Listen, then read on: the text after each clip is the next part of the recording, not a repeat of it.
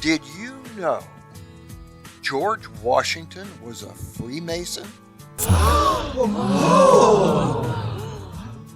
No, it's true. I'm a little surprised so many of you didn't know that. Anyway, even if you didn't know that, you probably know he was the first president of the United States, and history tells us he ran virtually unopposed in the election of 1788 to 1789. Well, the key word is, I guess, virtually. You see, the Constitution stipulated the presidency would go to the person getting the most electoral votes, and the vice presidency would go to the runner-up. So the question is, if Washington was the unanimous winner of the election, how could there be a runner-up? And if there was a runner-up, just how did Washington get all the votes? And doesn't that mean he had an opponent in that election? And if your head isn't spinning by now, get this. Technically, you could say George Washington had 11 opponents in that race. 11. See, the key to this puzzle is the fact that each of the 69 electors back then got 2 votes. So the first 69 votes went to Washington, and he won a unanimous victory.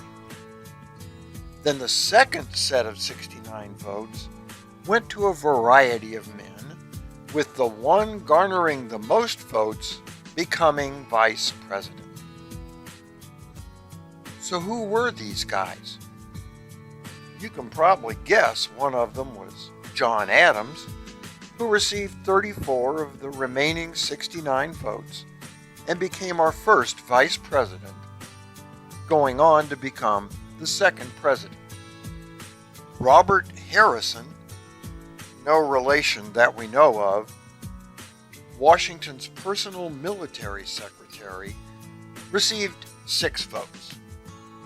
Also receiving 6 votes was John Rutledge, who became the second Chief Justice of the U.S. Supreme Court.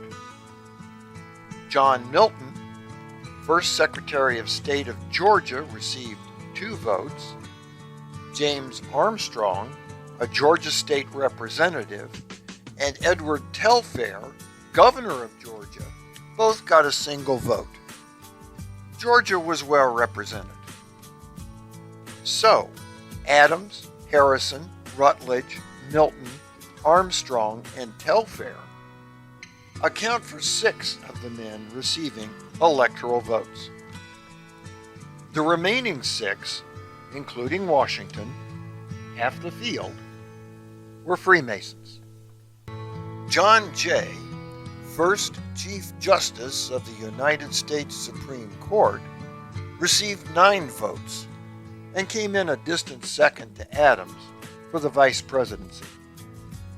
His Masonic status is, in fact, somewhat vague, but it is likely he was a member.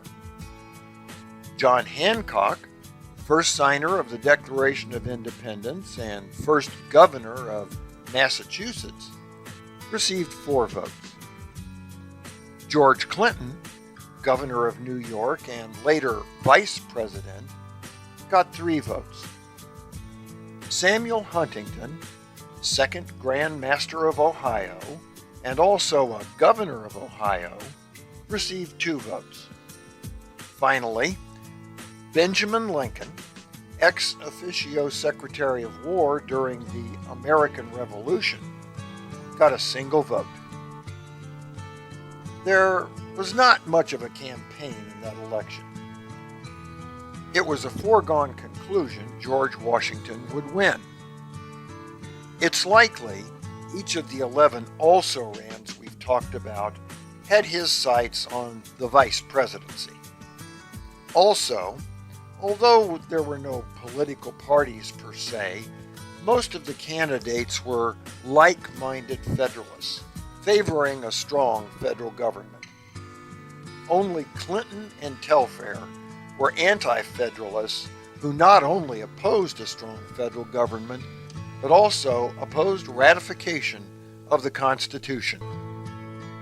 In addition to that, back then it was considered rather undignified for a gentleman to campaign for an office.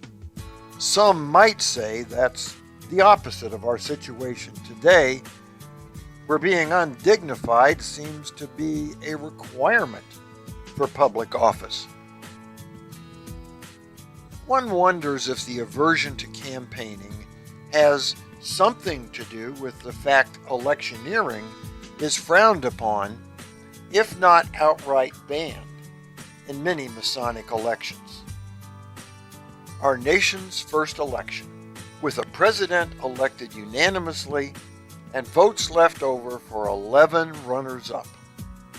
Interestingly, in the inconceivable scenario they would have been elected president, or maybe a bit more likely vice president, Harrison, Rutledge, Armstrong, and Brother John Hancock would have died in office.